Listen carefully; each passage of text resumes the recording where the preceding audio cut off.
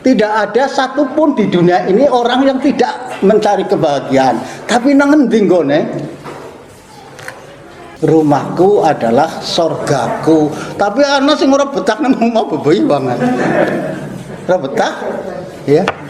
Lah nang omah dewek kok ora betah. Ini mergane memang rumahnya menjadi neraka itu jelas. Tidak menjadi sorga. Angger mongko panjenengan kok ketemu karo wong sudah perasaannya panjenengan tidak suka, maka hormon itu akan mendorong panjenengan wadek, benci kepada seseorang. Ini yang cukup berbahaya di dalam kehidupan kita. Ahmadiyya habibi salam alaikum.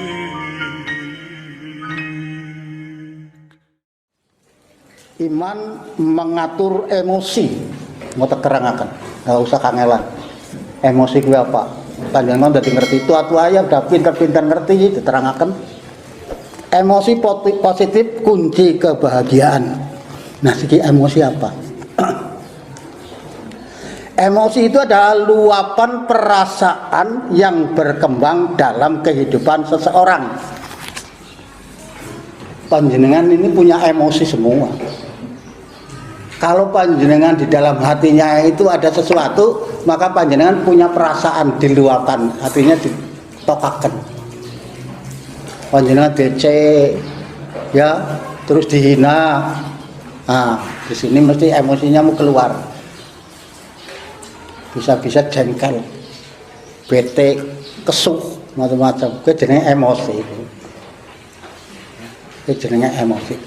Luapan perasaan yang berkembang pada diri seseorang.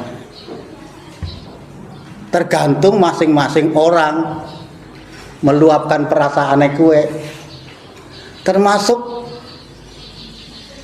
banyak jenisnya emosi itu. Bahagia ya emosi, benci ya emosi dan lain sebagainya.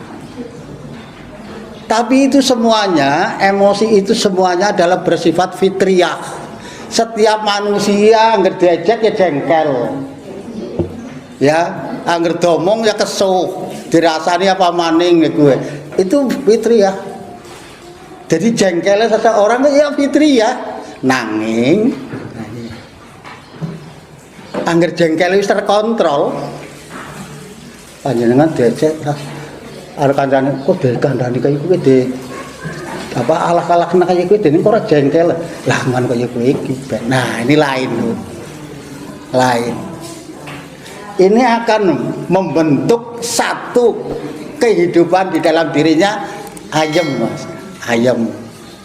Tapi anggaran panjenengan emosi tidak terkontrol yang akhirnya bisa meluap-luap gitu loh ya, itu yang nantinya akan merugikan panjenengan, merugikan. Makanya biasanya seseorang yang sering jengkel akan mempengaruhi apa ya kehidupan jasmani manusia. Angger wong sering jengkel ra ini yo keton jengkel iku. Oleh karena itulah maka perlu saya sampaikan kepada panjenengan agar kita itu menciptakan hidup yang serba seneng. Wis ngono pokoke sing seneng ya kepriye carane monggo. Itu urusannya panjenengan tak. Ya. Oli rezeki sedidik seneng, oli rezeki akeh apa maning iki bae. Terus domae kasane dipikir-pikir kira-kira nyong patut ora angger ngladeni ganjurane dheweke moni-moni nyong tiran moni-moni. Itu saja. Diciptakan seperti itu. Insya Allah panjenengan atine kepenak. Tapi angger panjenengan yo apa jenenge panas tuki panas murup kabehan dong. Ya. Nah, tugasnya panjenengan ini menciptakan, membangun sesuatu kehidupan kita menjadi seneng. Kalau kepriye caranya dibangun. Komunikasi dengan istri terutama, komunikasi dengan suami ini biasanya sok ribut aben ana ribut ya. Aben zina gue. Boleh lah ribut tapi di atas fitrah manusia. Oleh karena itulah fitrah manusia harus dikembangkan. Angger wong domae diece, dihina, kan secara fitrah itu mesti jengkel, Bu. Nggih mboten? Apa meneh harus berlebihan. Lah wong kok sering ngaji nang ana ndon kantuk ketok, iki sesuh itu lho. Lah, kalau ini bisa diatasi dengan cara yang benar, yang baik, enggak usah lah ngono iki. Jadi orang menciptakan suasana yang tidak harmonis. Itu antara lain. Jadi emosi itu ya sesuatu hal yang fitrah. Enggak usah. Kalau jengkel ya fitrah. Tetapi kalau sudah tidak terkontrol, lah ini yang nanti akan membawa kita menjadi manusia rugi. Jadi manusia yang katakanlah tidak beruntung dan lain sebagainya. Ini antara lain. Ya. Yang namanya kesedihan, keharuan, kecintaan, kemarahan itu semua fitrah. Sapa wonge ngerti alam ora seneng tapi terkontrol. Itu loh. Jangan sampai njur meluap. Kalau wis di alam seneng mongko malah dadi ora karuan. Membawa kerugian bagi kita. Itu antara lain. Jadi kita mencoba untuk itu. Ya, kalau orang yang beriman yang harus diciptakan adalah suasana yang menyenangkan, sehingga wujudnya adalah sorga semua. Iya Pak, iya Bu. Iya Pak, ya. Bentuknya sorga sih kayak apa? Yuk dibuka Al-Quran ya, surat 3. Mesti nang di sini surga. Surat 3 ayatnya 133. 3133. Mas, tolong dibaca Mas. Artinya saja. Monggo pidhangetaken. Dan cepat-cepatlah menuju pengampunan dari Tuhan kamu, dan taman luasnya seluas langit dan bumi, yang disiapkan bagi orang yang menetapi kewajiban. Betul, iman dan takwa. Terus, yaitu orang yang membelanjakan harta pada waktu lapang dan pada waktu sempit. Titik. Wasaringu, bergegaslah kamu sekalian pada penganuan Allah dan surga yang luasnya seluas langit dan bumi. Angger panjenengan seneng ora jengkel karo kancane, ora benci karo kancane, Rahman dan Rahim terus gitu seluas langit dan bumi, ora ana mungsuh. Ora ana mungsuh, Pak. Karena isine ketemu karo mbae, ya Mbak, seneng Mbak. Iya surga lho. Oh ketemu nang di maning surga, isine surga, Bu. Surga kan gambaran seneng lah, urip seneng. Jadi di dalam Islam tidak ada musuh, Bu. Adanya surga loh, sudah. Terus ketemu karo sapa ya surga. Dan itulah sebenarnya manusia diciptakan dalam rangka untuk membangun surga, bukan membangun neraka. Ketemu karo ramane ora gelem anune ya. Jengkel dan lain sebagainya ya, kapan rumah itu menjadi surga? Ya. Harusnya kan baiti jannati ya. Rumahku adalah surgaku. Tapi ana sing ora betah nang omah beboi banget. Ora betah ya. Lah nang omah dewek kok ora betah. Ini mergane memang rumahnya menjadi neraka itu jelas. Tidak menjadi surga. Nah, diharapkan panjenengan mulai siki Bu. Ciptakan itu surga-surga yang ada dalam batin panjenengan. Seneng rasanya. Seneng nang ndi seneng wis lah. Aku nggak ketemu karo sapa seneng. Apa maning ketemu karo bojone lah senenge pol. Karena anak sing ketemu karo bojone ora seneng, Bu. Nggih mboten. Wonten. ini, mulai hari ini. Mengapa saya mengharapkan seperti itu, Bu? Karena ada ajaran atau ada tulisan yang saya baca di sini. Yang namanya kebahagiaan itu setiap orang mesti mencari, walaupun tidak diutakkan. Nengatine dewek-dewek orang mesti butuh kebahagiaan. Kayak sing nang presiden kana sing turune kasure 29 presiden mana. Ya kayak butuh bahagia. Termasuk kayak sing ada nang ngisor jembatan. Tidak ada satupun di dunia ini orang yang tidak mencari kebahagiaan. Tapi nang endi nggone? Wonten pundi Mbah? Nggone wong seneng kuwi nang endi jan? Bahagia itu di mana?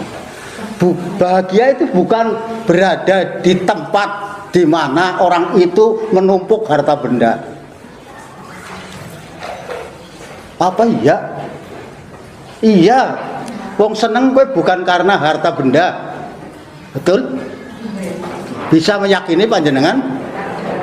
Bisa enggak? Saya membaca riwayatnya Asia, istri Fir'aun, sing matine disiksa. Itu yang namanya harta tumpuk-tumpuk, Bu. Yang menumpuk harta benda adalah Fir'aun. Tapi uripe gimana? Sengsara. Malah justru yang senang adalah istrinya. Sampai mengatakan istrinya kepada Fir'aun, kamu tidak bisa membahagiakan aku. Kaget Fir'aun. Seandainya Fir'aun dan Asia mengatakan, seandainya kamu bisa membahagiakan aku karena apa? Perhiasan yang sebanyak ini, mungkin bisa kalau itu hanya sekedar dari perhiasan. Tapi kalau perhiasannya dihilangkan begitu, aku tetap bahagia. Jadi saya merasa bahagia bukan karena perhiasan yang banyak, bukan. Tapi karena saya dekat dengan Allah SWT. Surga lagi itu. Ini kalau lain. Jadi yang namanya salah satu kunci bahagia adalah kita bisa mengendalikan emosi. Mengendalikan emosi. Monggo ya. Jadi kalau emosi positif akan berpengaruh terhadap kehidupan seseorang. Sebaliknya kalau emosi negatif juga akan berpengaruh negatif terhadap kehidupan seseorang. Bisa dipahami, Bu? Yang ngerti berpikir gitu, ya akan berpengaruh terhadap kondisi kita. Tapi kalau emosi kita positif, ya berpengaruh terhadap itu. Saya akan menyampaikan penemuan seorang karena dia hidupnya bahagia.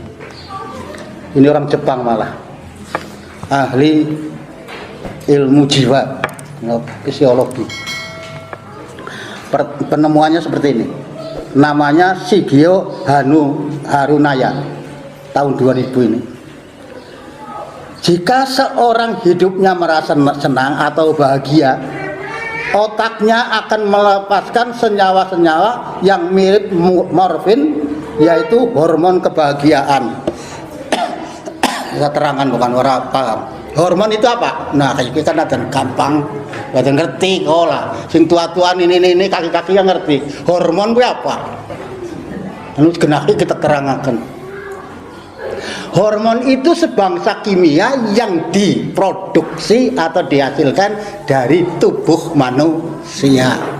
Panjenengan kan anak pabrik kae, pabrik sing menghasilkan kimia-kimia nggih. Tapi tubuh kita juga seperti perusahaan yang bisa menghasilkan zat-zat kimia yang disebut dengan hormon. Nah, menurut wong iki morfin niku napa? Kan wong mikiran ora tau ngerti morfin dan terangan morfin bingung. Tapi terangaken iki. Ya. Morfin ini ya disebutkan di sini ini yang namanya senyawa morfin. Morfin niku gunanya khusus. Ini nganggur ora terkontrol, gunanya ora khusus. Gunanya ora khusus pada kepripe? Yang nggak digunakan sembarang itu. Kalau dia mempergunakan morfin dengan baik, maka akan bermanfaat, sangat-sangat bermanfaat. Contoh, biasanya ngerwong operasi, ya operasi apa-apa, gue nganggo obat gue sing jenenge obat bius, macam-macam warnane, ana sabu-sabu, ana morfin, ana macam-macam.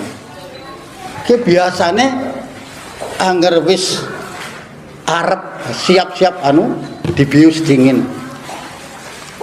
Dibius yang karena dokternya orang sembarang. Yang nganggo ngelmu kue, anggar orang nganggo ngelmu berbahaya.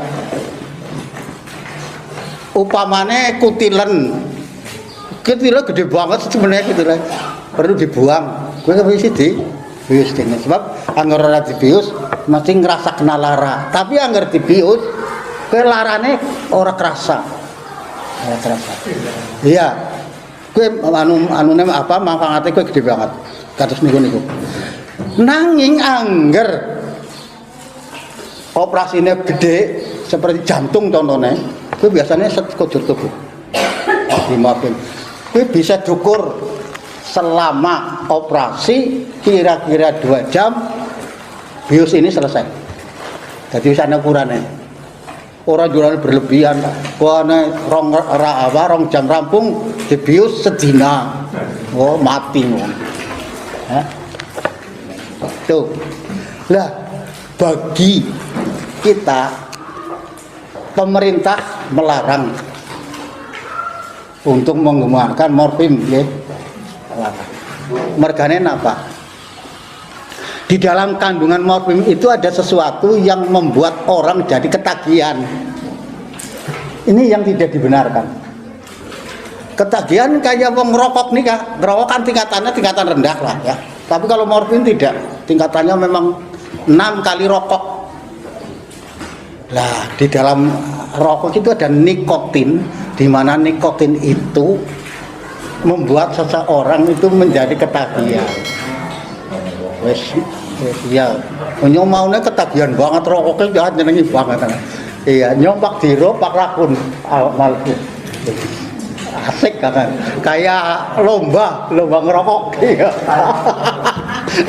Sip banget ya wis ning jenenge wadah tegesan ya. Dalam tempo 15 menit bisa kebak kan ini. Oke, iya. Tuh anak. Jadi apa yang dikeluarkan oleh otak yang namanya hormon itu kekuatannya adalah 5 sampai 6 kali morfin. Jadi bahagia banget. Bahagia betul ya. Jadi morfin itu hanya apa perbandingan saja, tapi ini akan menciptakan hormon yang membahagiakan. Positif maksudnya lah. Anggar panjenengan seneng uripe itu otak akan mengeluarkan hormon, tapi hormon itu adalah hormon positif yang akan membawa manusia jadi senang. Kerjanya itu adalah 5 sampai 6 kali morfin. Itu antara lain. Nah sekarang di situ ada beberapa nama, antara lain adalah beta endorfin. Ngodisit yang angel temen bahasane, ya tak terangaken lah. Ya, terangaken. Supaya panjenengan ora kangelan. Miki hormon wis ngerti ya, kimia yang dihasilkan dari tubuh manusia yang bekerja atau berpengaruh terhadap kehidupan manusia. Angger hormonnya apik, menyenangkan, maka kita jadi senang. Jadi setiap itu keluar Bu, yang memberikan dorongan terhadap kita untuk melakukan sesuatu kegiatan, sesuatu aktivitas. Oke, hormon. Angger mongko panjenengan kok ketemu karo wong sudah perasaannya panjenengan tidak suka, maka hormon itu akan mendorong panjenengan. Padek, benci kepada seseorang. Ini yang cukup berbahaya di dalam kehidupan kita. Maka dari itu ciptakan pada diri kita, dalam hati kita, supaya otak mengeluarkan hormon yang bagus itu. Begitu setiap itu setiap kan panjenengan masih ndeleng, aduh oke wadah temen kan, walaupun udah ketemu baru ketemu pada saat itu bisa memunculkan itu loh. Karena apa? Karena hormon yang keluar dari dirinya adalah hormon yang mendorong orang itu berbuat kebencian. Ini yang harus kita pahami seperti itu. Ya. Sekarang hormon kebahagiaan itu mempunyai efek. Satu, berpengaruh maksudnya ya. Agar panjenengan seneng uripe gitu. Orang nak gangguan apa-apa, keluarnya adalah hormon kebahagiaan, itu punya efek. Efeknya apa ya? Salah satu diantaranya adalah menguatkan kondisi atau suasana hati. Begini Bu, angger panjenengan sing metu positif, ya, hormonnya itu hormon yang menyenangkan, maka panjenengan kondisinya itu kuat dalam menghadapi apapun. Orang grogian, orang marasan, biasanya kan kok kayak gue, anggaran masalah, panjenengan ki mengko pemerintah nganakaken sensus penduduk, lah nyukup nyukup, lah wong anu kaya kuwi kan hal biasa. Nggak terus ki arep ana penelitian jentik-jentik nang anu kamar mandi. Lah omahe yo kaya iki bingung di situ wis bingung. Ini hormon-hormon yang akan menjadikan panjenengan rugi. Umur ngapus dipikirakan metu dingin, hormonnya keluar dulu. Maka dari itu berpikirlah yang positif. Jangan berpikir yang negatif.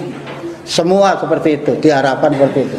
Sehingga kimia yang keluar dari otak kita mendukung sesuatu yang serba positif. Kira-kira itu. Jadi yang pertama itu menguatkan kondisi atau suasana hati.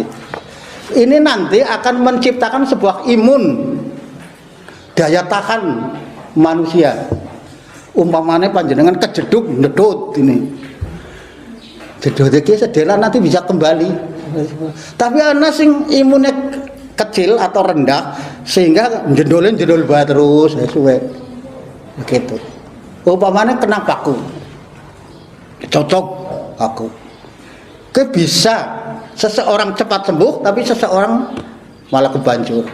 Karena apa? Imunnya di dalamnya itu ada. Salah satu munculnya adalah dari hormon yang membahagiakan itu. Ya, selanjutnya memperlambat proses penuaan. Ya, ini yang saya baca, memperlambat proses penuaan. Sing donge umur 70 wis uwanen nek kowe urung. Tapi ya langka ya.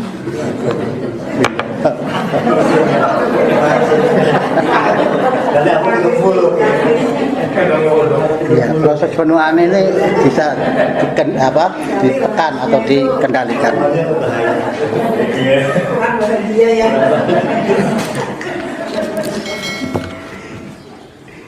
Mungkin bisa contoh itu tidak pas, tapi kan bisa dirasakan sendiri. Selanjutnya adalah memperkuat penyembuhan diri sendiri. Apa yang disembuhkan? Persoalan yang muncul di setiap saat. Kalau panjenengan persoalannya setiap saat muncul, cepat banget. Kalau panjenengan itu di situ ada kekuatan positif, insya Allah cepat banget dikendalikan, cepat. Orang ngelantur. Lewong masalah cilik antarane bojone karo bapake engko ngene bisa 3 dina ora. Bisa 3 dina ora takon. Iya, itu. Masalah cilik. Kita dialami saben wong kayane. Tapi ya mudah-mudahan tidak seperti itu. Ya, kita bisa memunculkan hormon yang positif itu sehingga akan memperkuat terhadap penyembuhan penyakit rohani itu tadi. Mudah lah. Insya Allah. Meteng-meteng ya boleh lah. Biasa pakan orang meteng-meteng karo ibune biasa. Tapi bisa ditekan, paling-paling ya wis mengko 5 menit ya rampung. Tidak melantur gitu loh maksudnya. Kan biasanya sok melantur. Karo tanggane ya sok terjadi kayak gue, masalah dalan bocah tok wah. Bisa terjadi beberapa hari orang kenal. Bocah wis kenal ngono dolan bareng.